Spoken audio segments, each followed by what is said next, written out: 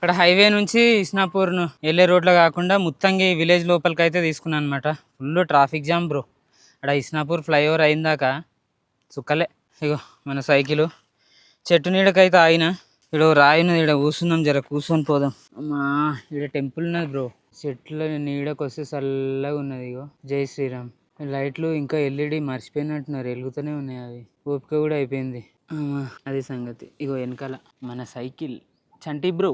మన సైకిల్ పేరు చంటి బ్రో అనమాట. మనకు తెలుసు అనుకుంటా, నేను అన్నీ తెలుసు అనుకుంటా, కానీ నాకు ఏం తెలియదు. అయితే నేను ఏం చేసిన, ఇగో చెస్ట్ మౌంట్ ఉందా, ఇది ఇంటికాడ నుంచి చేసుకునే ఉన్నా బ్రో. ఆడాడ తీసేయాలి కదా జర గాలానికి. కెమెరా అట్లనే పెట్టిన, ఎండకు దుమ్ము ధూళికి అట్లనే పెట్టిన. జర దాన్ని బ్యాగ్లో పెడదాం చల్లగా చేద్దాం అనేది లేదు.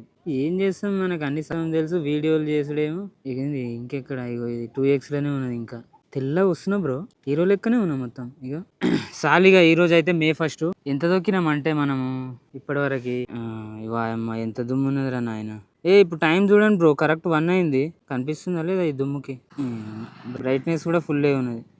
అయినా ఎన్ని బ్రైట్నెస్లు ఉంటాయి బ్రో. 23 కిలోమీటర్స్ అయింది బ్రో. ఇంటికి పోయేలోపు నాకు తెలిసి ఇట్లా మధ్యలోకి వెళ్ళంటే ఇంకో 3-4 అవుతుంది. సాలిగా ఈరోజు 1 కదా, గట్టిగానే దొక్కినాం. ఇక ఇదే మన లాస్ట్ వీడియో. ఇక ఇంటికి పోయేలోపు ఏం చేయ, కెమెరా బంద్ చేస్తా. ఇడికే మస్తు వీడియోలు అయినాయి, ఎడిటింగ్ చేయడానికే పెద్ద తలకాయ నొప్పి అవుతున్నది.